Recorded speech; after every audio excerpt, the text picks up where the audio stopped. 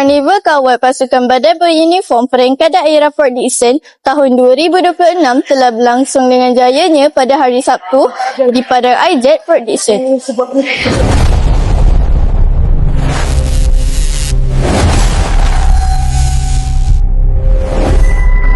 Assalamualaikum dan salam sejahtera. Saya Arisa Dania Dan saya Nurhana Humaira melaporkan secara langsung untuk Impres TV PSS SK Intan Perdana. Hari ini berlangsungnya Karnival Kawal Pasukan Badan Beruniform Peringkat Daerah Port Dickson 2026. Medan wira, semangat yakinkan menyela. Oh, bersama mencapai cita-cita, usaha dan berjaya demi nama Malaysia.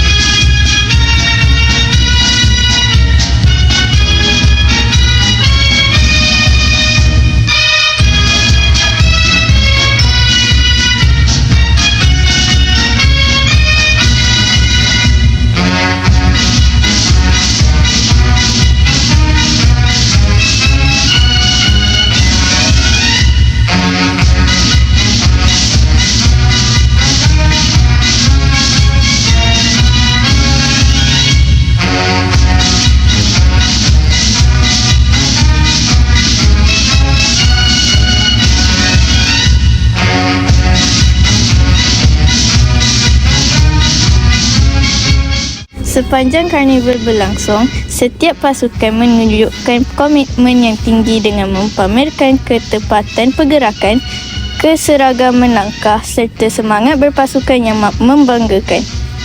Persembahan yang mantap daripada para peserta berjaya menarik perhatian para hakim dan penonton yang hadir memberikan sokongan.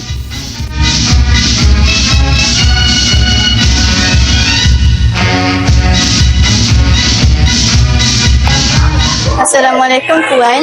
Boleh berikan sedikit ulasan tentang kawal kaki untuk semua unit badan beruniform pada hari ini? Okey, Assalamualaikum. Salam sejahtera. Alhamdulillah hari ini pertandingan kawal kaki jalan dengan lancar. Kepada semua pelajar-pelajar yang terlibat memberikan komitmen yang terbaik pada hari ini. Kawal kaki ini merupakan satu disiplin diri untuk memantapkan disiplin diri dalam apa jua kita punya kerjaya.